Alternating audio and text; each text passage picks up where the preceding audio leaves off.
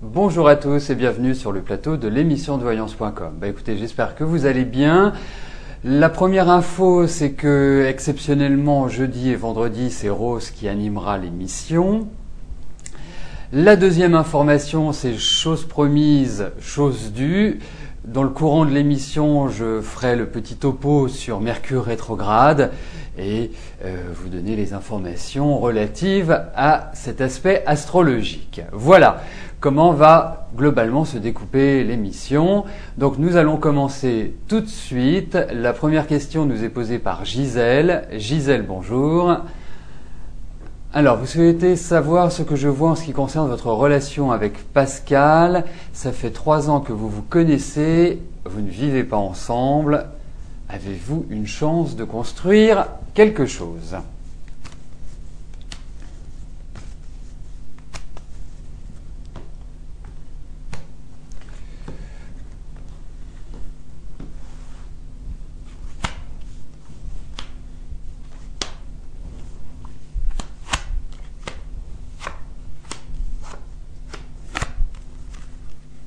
Écoutez, oui, mais je pense qu'il faut prendre le temps, Gisèle, dans le sens où il est vrai que cette année a été un petit peu lancinante, d'une certaine manière, donc pas forcément très active.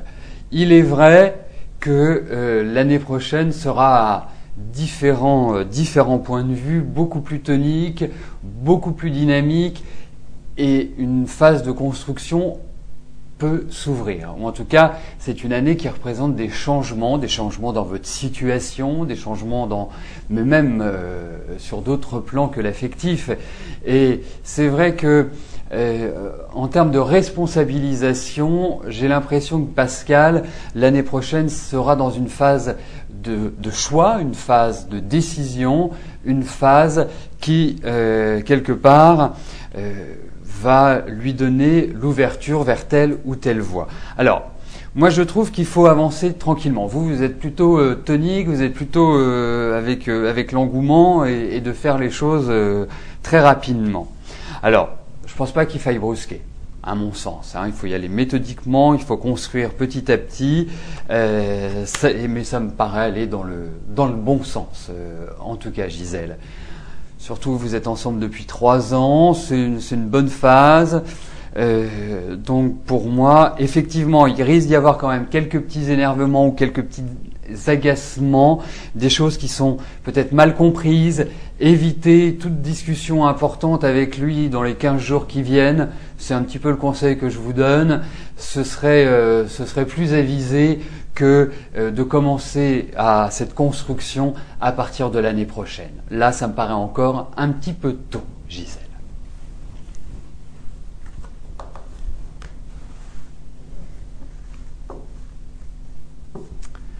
Patricia, bonjour. Alors, vous avez une amie très proche avec laquelle vous vous êtes disputé. Est-ce que sa colère va s'apaiser ? Depuis combien de temps cette colère, cette dispute a eu lieu ?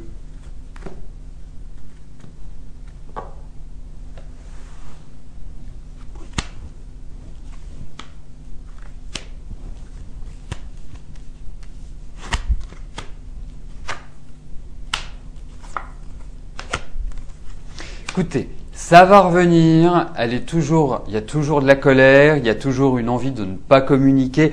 J'ai l'impression que ça a quand même été assez virulent, votre discussion, assez violent. Chacun a tourné le dos à l'autre, chacun a campé sur ses positions.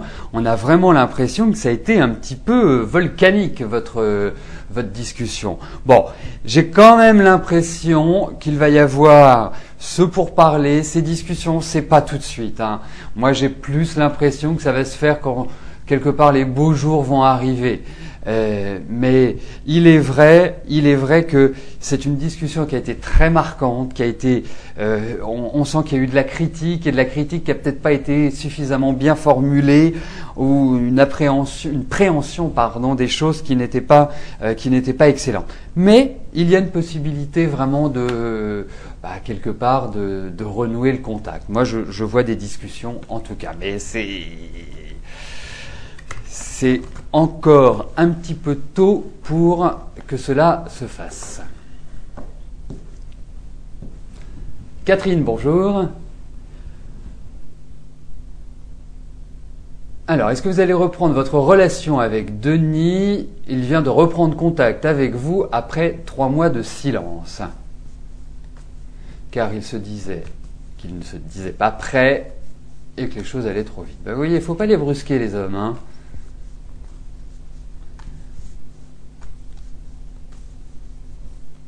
Ah, mais surtout cette année, c'est dommage qu'on n'en ait pas parlé avant.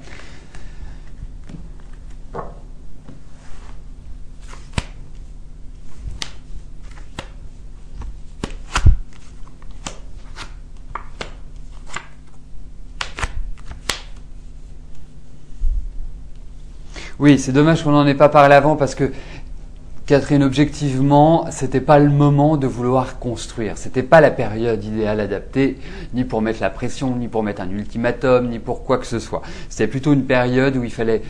Bien sûr, vous avez énormément réfléchi cette année. Vous avez vraiment, au niveau de votre vie en général, observé beaucoup de choses et réalisé beaucoup de choses. Alors, il est vrai que Denis était dans une période un petit peu similaire à la vôtre. Donc, l'addition des deux ne pouvait pas apporter une construction. Bon, ce qui se passe aujourd'hui, c'est que pour moi, je pense qu'il ne faut pas tout de suite, il ne faut pas mettre la charrue avant les bœufs en quelque sorte, dans le sens où si vous imaginez avoir envie de construire avec lui tout de suite, ce n'est pas le moment. Ce n'est pas le moment, il faut de la patience, il faut de la communication, parce que la communication, je n'ai pas l'impression qu'elle passe si bien que ça entre vous, qu'il y a quand même des choses qui sont frustrantes, qui sont un petit peu bloquantes, donc laissez les choses tranquillement avancer. Moi, je pense qu'il n'y a rien qui puisse se passer de positif avant 2-3 mois, à mon sens. Il faut vraiment attendre au plus tôt février prochain pour envisager une autre dynamique, une dynamique beaucoup plus concrète. Voilà. Donc, ce n'est pas négatif, c'est juste une question de délai, c'est juste une question de temps, mais je ne sens pas encore Denis décidé à 100%.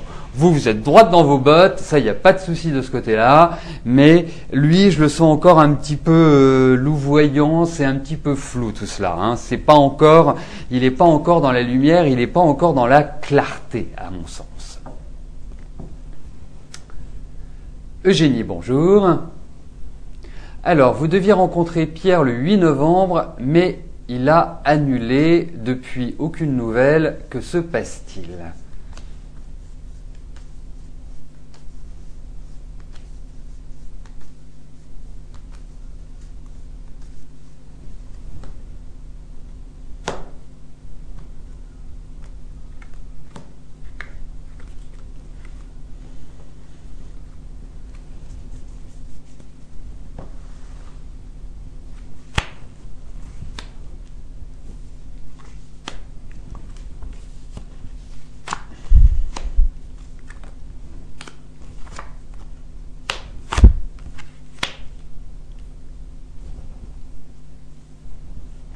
Qu'est-ce que vous lui avez dit qu'il le fait fuir comme ça, qu'il l'a fait fuir d'une certaine manière? Écoutez, on a des cartes qui sont assez incohérentes, faut le dire. Ça part un peu dans tous les sens, ça n'a pas vraiment de fondement, mais en revanche, j'ai l'impression, bon, vous faites un petit peu la tête, mais ça c'est compréhensible, j'ai l'impression qu'il a dû soit partir quelque part, soit s'occuper de certaines choses qui ont été un petit peu lourdes pour lui. Bon, en revanche, moi j'ai l'impression qu'il y a quand même l'idée d'un contact, mais c'est très très mitigé. Et je vais vous dire une autre chose, Eugénie, hein, pour vous alléger, pour vous libérer un petit peu de ce poids. Ce n'est pas grave. De toute façon, ce n'était pas une année de rencontre. En tout cas, c'est pas une année de rencontre décisive, de rencontre qui vous permettent vraiment de penser à une vie à deux. C'était une période pour clôturer les affaires du passé, pour réfléchir à ce que vous voulez entreprendre à partir de l'année prochaine. Et c'est simplement à partir de l'année prochaine que vous envisagerez une relation affective beaucoup plus stable, durable, enfin en tout cas quelque chose qui soit important, épanouissant et qui vous remette un petit peu de chaleur au cœur, hein, tout simplement. Donc pour moi c'est juste un épisode pas extrêmement positif, mais ça restera un épisode. Sachez que l'avenir qui s'ouvre devant vous sur le plan affectif sera quand même beaucoup plus favorable, beaucoup plus positif et beaucoup plus épanouissant. Et je sais, ça vous changera un petit peu.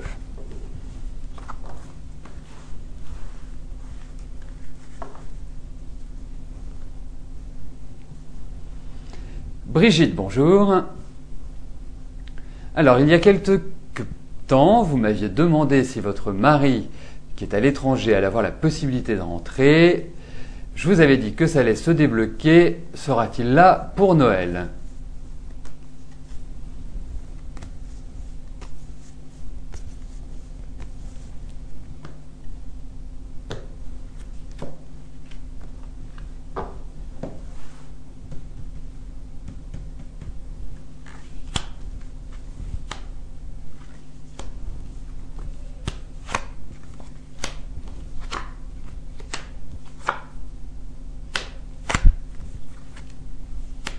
Bon, en tout cas, j'ai l'impression qu'il va rentrer. Hein.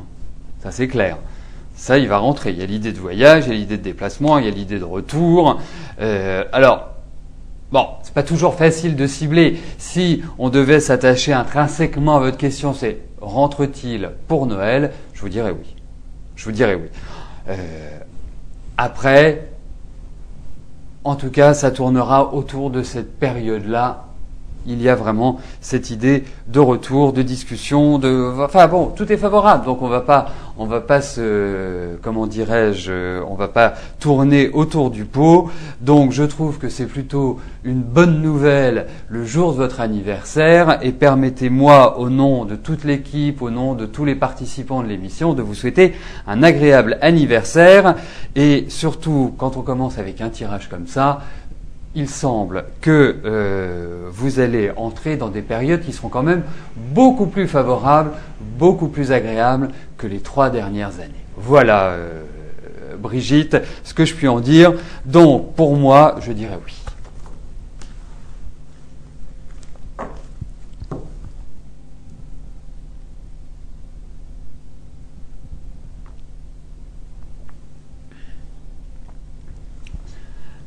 Alors, venons-en à Mercure rétrograde.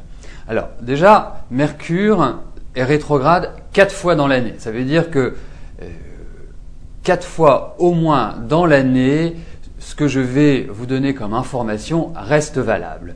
Il est bien évident que ce sont des généralités et que pour vraiment faire du cas particulier, il est indispensable d'avoir l'ensemble des données astrologiques de chacun. Mais ça révèle quand même les grandes tendances. Donc, ça a lieu quand même 4 fois dans l'année, ça dure à peu près 24-25 jours selon les périodes. Donc nous allons voir quelles sont les difficultés que peuvent apporter Mercure rétrograde. Je rappelle que Mercure rétrograde dans le ciel nous donne l'impression de reculer plutôt que d'avancer. Voilà, c'est un phénomène astronomique qui est comme ça. Et sachez aussi autre chose, c'est que chaque planète dans le zodiaque correspond à des activités, correspond à un type de personnalité. Selon la planète, eh bien, cela va porter sur tel ou tel événement de la vie. Alors, Mercure, si on utilise les mots-clés de Mercure, que représente-t-il ? Il se rattache à la communication, au déplacement, à la mobilité et à l'entourage proche. Donc ça peut être les frères, les sœurs, la famille, mais la famille proche. Ce ne sont pas les parents, c'est la famille proche. Ça peut être aussi les amis qu'on considère comme notre famille, etc., etc. Donc les difficultés de ce phénomène. Déjà, ça a trait à tout ce qui est blocage administratif, financier, commerciaux. Donc, Si par exemple vous vous dites tiens, je suis commerçant, je vais envoyer un mailing à mes clients, ce n'est pas vraiment l'idéal de le faire quand Mercure est rétrograde, parce que soit les courriers n'arrivent pas, soit le message n'est pas perçu comme il devrait l'être. Enfin bref, c'est une période pendant laquelle il est préférable d'éviter pas tout contact avec une clientèle, mais de vraiment faire une action commerciale à ce moment-là. Deuxième chose, c'est que il faut être très prudent avec ses affaires, puisque Mercure, c'est le dieu des voleurs. Donc, il faut faire attention à ses affaires. Ça peut être un vol, mais ça peut être juste une perte. Donc, si vous allez dans un magasin, vous ne posez pas, et là je parle pour les femmes, vous ne posez pas votre sac à main quelque part en train d'essayer une paire de chaussures et de discuter avec la vendeuse. Non, vous le gardez près de vous. Ça, c'est très très important. Ensuite, planète de communication, donc faire très attention à ce que l'on dit, puisque les propos peuvent être mal compris ou mal interprétés. Ça, ce sont, je dirais, les grands aspects de Mercure rétrograde dans ses difficultés. Bien évidemment, si vous avez une grande discussion familiale ou une grande discussion avec votre patron ou avec quelqu'un, je dirais, d'important, quelque chose qui vous tient à cœur, il est préférable d'éviter Mercure rétrograde pour le faire. Hein. Ensuite, que faut-il faire avec Mercure rétrograde? Une des choses les plus importantes, si vous utilisez ou si vous signez des papiers quand Mercure est rétrograde, parce que vous n'avez pas le choix, parce que c'est à ce moment-là que vous devez le faire, il est important, primordial, crucial, que vous lisiez attentivement votre document. Et tous les petits alinéas, si vous ne comprenez pas quelque chose, c'est le moment de poser la question pour bien le comprendre. Parce que il peut y avoir des choses un petit peu tordues avec cette position planétaire. Ensuite, vous avez une discussion avec quelqu'un qui est importante, vous validez certaines informations. Moi, le conseil que je vous donne, c'est de faire un reporting par courriel, par email, de ce rendez-vous en détaillant bien tous les points que vous avez abordés. C'est valable pour le travail, c'est valable pour une discussion avec votre banquier, c'est valable pour tout. Une chose toute bête également, si vous devez faire une sauvegarde de vos données, c'est maintenant qu'il faut le faire. Parce que comme il y a toujours l'idée de perte avec Mercure rétrograde, vous pouvez perdre des informations ou avoir un virus. Donc, si vous attendez depuis quelque temps avant de faire votre sauvegarde, c'est le moment de la faire. Voilà, donc ce sont un petit peu les aspects importants de Mercure rétrograde. En sachant que, d'une manière générale, d'une manière globale, ceux qui étaient là l'ont certainement bien compris hier, que les signes pour cette position planétaire, les signes qui sont le plus affectés, on va dire négativement, sont les Vierges, les Poissons et, je dirais, un petit peu les Gémeaux. Et ce qui, je dirais, va favoriser un petit peu une sorte d'essor, surtout pour lever des malentendus, pour justement comprendre des situations qui jusque-là posaient problème, eh bien, cela est favorable pour les Sagittaires, pour les Béliers et pour les Lions. Voilà, et pour d'autres signes, mais pour vraiment dégager un ordre d'importance, ce sont les signes que je viens d'évoquer. Voilà. C'était la petite minute Mercure rétrograde, et sachez que Mercure redevient direct, donc il quitte sa rétrogradation à partir de la mi-décembre. Donc ceux qui sont commerçants, ceux qui sont dans la vente auront les faveurs de Mercure pendant les fêtes de Noël. Donc a priori, ça devrait apporter un chiffre d'affaires intéressant, un chiffre d'affaires même s'il n'est pas en augmentation, en tout cas, il y a des chances qu'il ne soit pas en baisse. Ce qui n'est pas le cas de Mercure rétrograde. Quand Mercure est rétrograde, généralement, le chiffre d'affaires baisse et comment dirais-je, les chèques impayés reviennent aussi souvent durant cette rétrogradation. Voilà, donc nous allons poursuivre notre émission. La prochaine question nous est posée par Joël. Joël, bonjour. Alors, Giorgio a une colère hier soir et voudriez savoir si vous allez le rejoindre jeudi soir comme vous le faites toutes les semaines. Et pourtant, il était tout heureux, il faisait des projets. D'accord.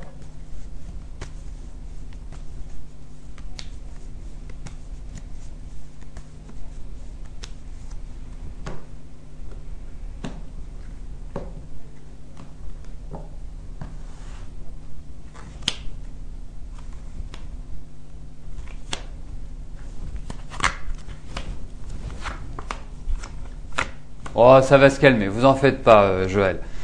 Je pense qu'une bonne discussion réglera les soucis. Non, j'ai pas l'impression que ce soit si embêtant que cela. Bon, ce qu'il faut voir, c'est que Giorgio est quand même quelqu'un qui a de l'autorité. Hein. Bon, il y a un petit côté enfant gâté, mais c'est quelqu'un qui a de l'autorité. C'est quelqu'un qui s'est construit par lui-même, qui n'a pas eu de facilité pendant l'enfance. Hein. Je pense que il a dû assumer très tôt des responsabilités, très tôt se prendre en main. Donc, c'est vrai que c'est quand même quelqu'un qui a de la personnalité. Et vous n'en manquez pas non plus. Hein. Donc, c'est sûr que vous pouvez compter de temps en temps, comme tout le monde, sur certains énervements. Mais je n'ai pas l'impression que ça porte préjudice à votre relation, Joël.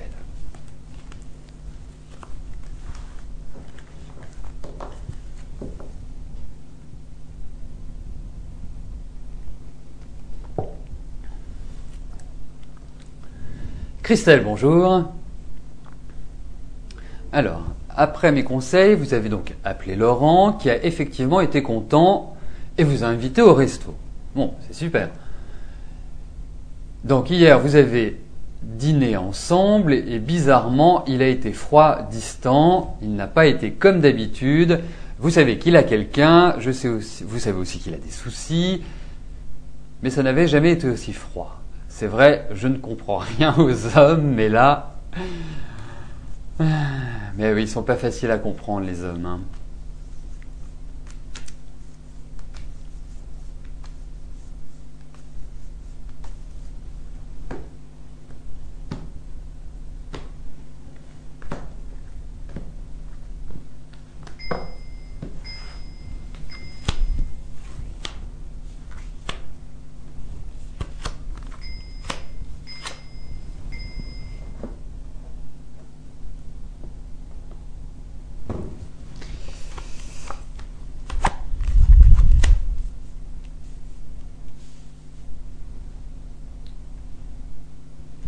Oh, je pense que c'est pas terminé, Christelle. Hein.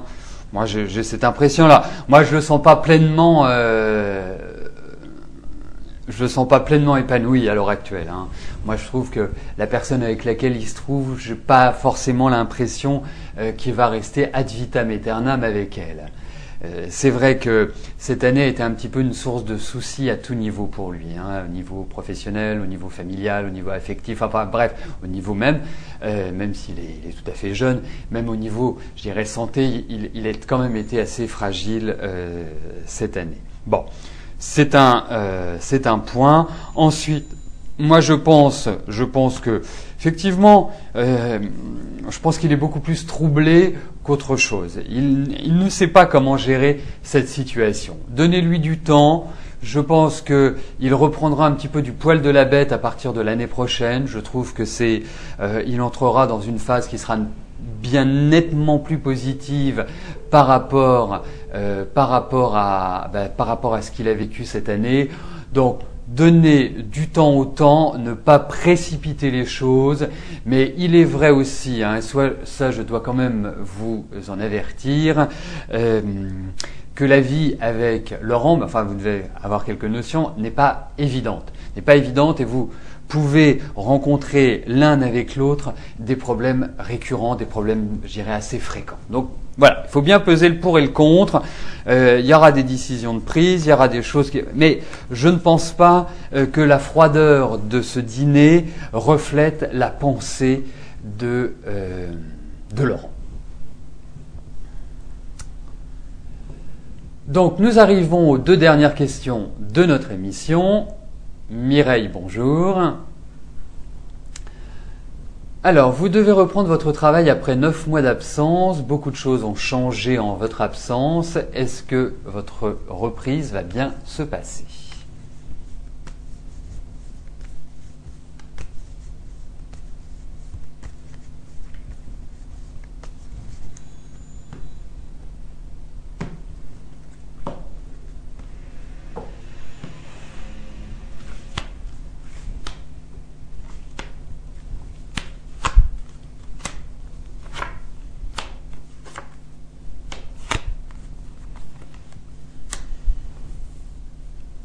Bon, certes, vous y retournez, ça c'est clair, mais bon, je suis pas intimement persuadé que ça va véritablement se passer comme un long fleuve tranquille. J'ai l'impression qu'il y a quand même quelques difficultés auxquelles vous devez faire face. Je n'ai pas l'impression que le climat ambiant soit des plus favorables. Donc, quand on connaît le poids de son fardeau, il est beaucoup moins lourd. Quand on connaît ses seins, on les honore. Hein, j'en ai quelques-unes comme ça en stock. Donc pour moi, il faut que vous y alliez, bien sûr, vous y allez. Mais c'est vrai que le contact, c'est vrai que la communication n'est pas l'élément fort pour moi. Donc une certaine méfiance, surtout qu'il y a une sorte de réorganisation complète dans l'entreprise. C'est un peu le bazar, en fait. Voilà. Donc allez-y tranquillement.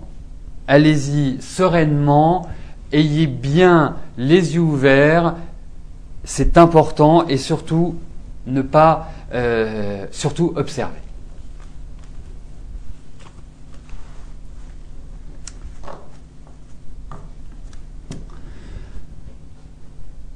Donc la dernière question nous est posée par Martine. Martine, bonjour.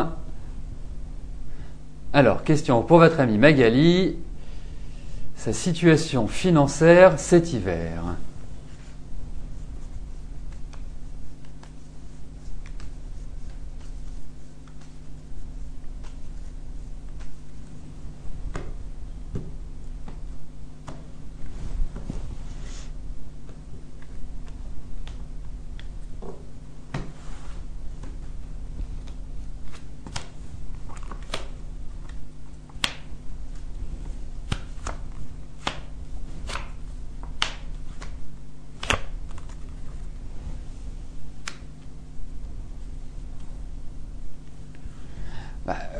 La situation financière est quand même plutôt précaire à l'heure actuelle. Hein.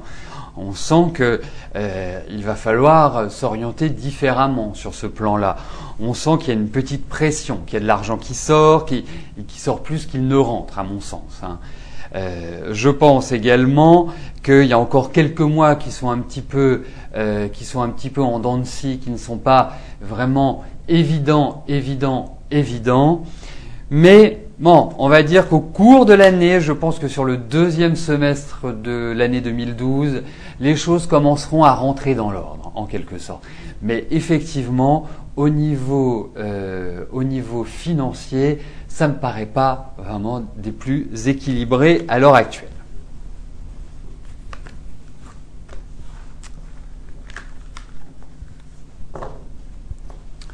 Donc nous arrivons au terme de notre émission. Je vais vous rejoindre dans quelques instants sur le chat. Je vous souhaite à tous une excellente journée. Quant à moi, vous me retrouvez dès lundi, fidèle au poste, et pendant de jeudi à samedi, c'est Rose qui vous accueillera et qui répondra à vos questions. Bonne fin de semaine à tous, bon week-end également, et puis à lundi. Bye bye.